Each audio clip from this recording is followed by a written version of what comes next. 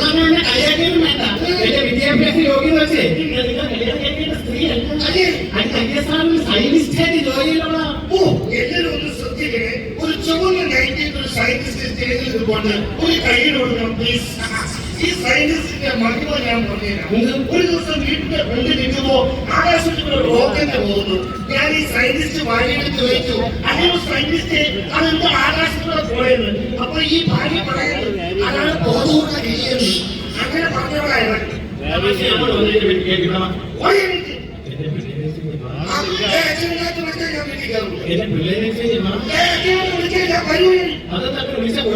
ഇല്ലാത്തതെന്തോ എന്നെ അയച്ചേൽപ്പിക്കുമ്പോൾ തോന്നുന്നു.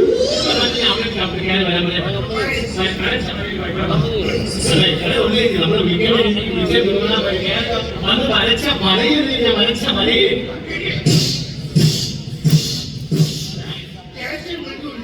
നമ്മളെ രണ്ടെണ്ണം അടിച്ചു കഴിയുമ്പോഴേ അപ്പൊ കണ്ടുകൊണ്ട് വളരെ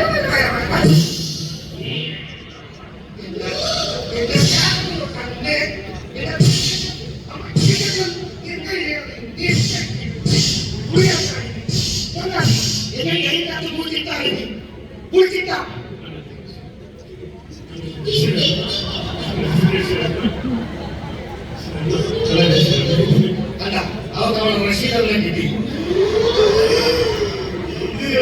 എന്നെ വീട്ടിൽ വലിച്ചെഴുത്തുള്ളത് റഷീദെല്ലാം കിട്ടിയപ്പോൾ അകത്താണ് നിൽക്കുന്നത്.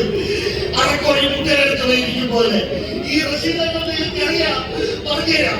ഇവർക്ക് മഴക്കറി കിടന്ന് മഴക്കറി വാങ്ങി കഴിയുന്നു റഷീദ്.